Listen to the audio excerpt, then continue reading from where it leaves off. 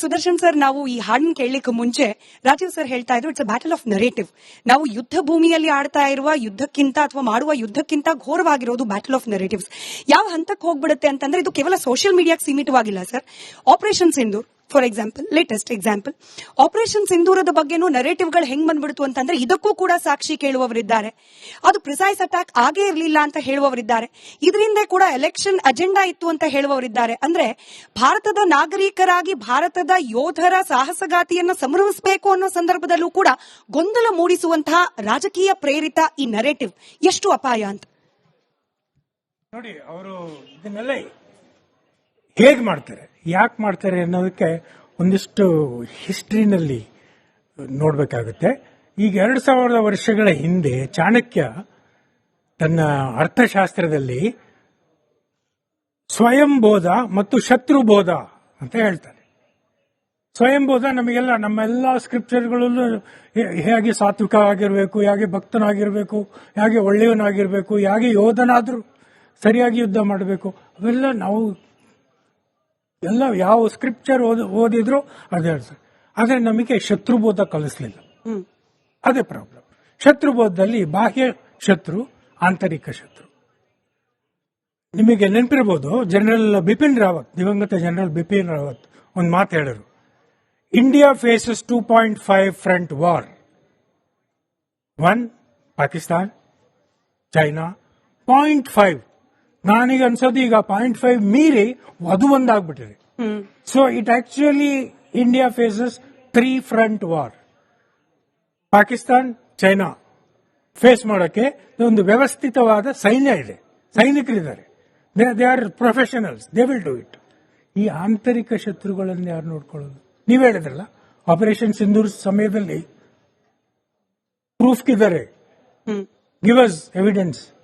ಯಾರು ಕೇಳಿದ್ದು? ಈ ಆಂತರಿಕ ಶತ್ರುಗಳು. ಯಾಕೆ? ಅವರನ್ನು ಆಡಿಸ್ತಿರೋದು ಬೇರೆ ಕಡೆಯಿಂದ ಬಾಹ್ಯ ಶಸ್ತ್ರಗಳು.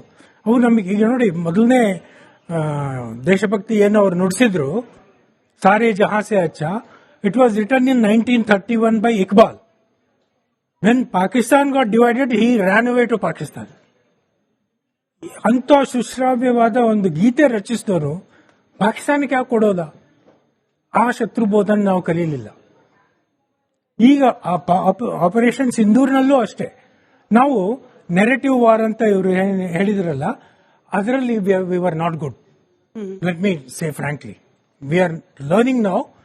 ಯಾವಾಗ ಟಾಮ್ ಕೂಪರ್ ಅಂತ ಒಬ್ಬ ಆಸ್ಟ್ರಿಯಾ ಏವಿಯೇಷನ್ ಸ್ಪೆಷಲಿಸ್ಟ್ ಬಂದು ಹೇಳಿದ್ನಲ್ಲ, India has destroyed 19 aircrafts of Pakistan, ಆವಾಗ ಈವನ್ ಇಂಡಿಯನ್ಸ್, ಈ ಆಂತರಿಕ ಶತ್ರುಗಳು ಬಾಯಿ ಮುಚ್ಚಿಕೊಂಡು ತಪ್ಪಗಾದ್ರು.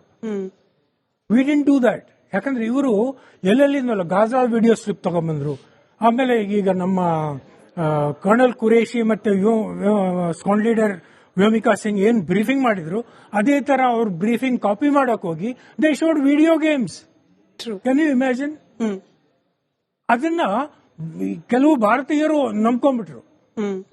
ಇಷ್ಟೊಂದು ರಫೇಲ್ ಹೊಡೆದಾಕಿದ್ರಂತೆ. ಅದಕ್ಕೆ ಸರಿಯಾಗಿ ಟ್ರಂಪ್ ಅಣ್ಣ, ಐಲು ದೊರೆ, ಇವನು ಅಮೆರಿಕದ ಐಲು ದೊರೆ, ವಿಸಿಡ್ ಕಿತ್ತನೆ ಗಿರೆ, all that thing started inside and Trump said how many idiots were down.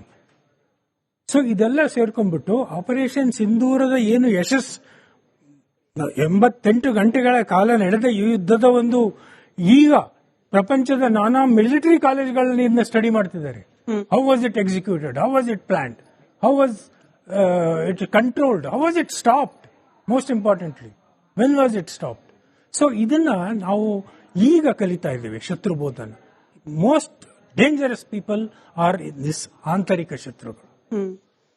ಆಮೇಲೆ ಅವರನ್ನ ಯಾರೋ ಕುಣಿಸ್ತಿದ್ದಾರೆ, ಎಲ್ಲಿಂದನೂ ಕುಣಿಸ್ತಿದ್ದಾರೆ. ಒಬ್ಬ ನಾಯಕ ಹೋಗ್ಬಿಡ್ತಾನೆ ಫಾರಿನಿಗೆ ಮನಸ್ಸು ಬಂದಾಗ, ಅಲ್ಲೊಂದು 10-15 ದಿವಸ ಇರ್ತಾನೆ, ಯಾರನ್ನ ಭೇಟಿ ಮಾಡ್ತಾನೆ ಗೊತ್ತಿಲ್ಲ, ಏನೇನು ತುಂಬ್ಕೊಂಡ್ಬರ್ತಾನೆ, ಬಂದ್ ಕೂಡಲೇ ಏನೋ ಒಂದು ಅವಘಡ ಆಗ್ಬಿಡುದು. ಇದನ್ನ ನಾವು ಯಾಕೆ ಅಬ್ಸರ್ವ್ ಮಾಡ್ತಿಲ್ಲ? ಇದನ್ನ ಯಾಕೆ why are we not bringing it out? ಯಾಕಂದ್ರೆ ಇದೆಲ್ಲ ಸೋಷಿಯಲ್ ಮೀಡಿಯಾ ಜಮಾನ.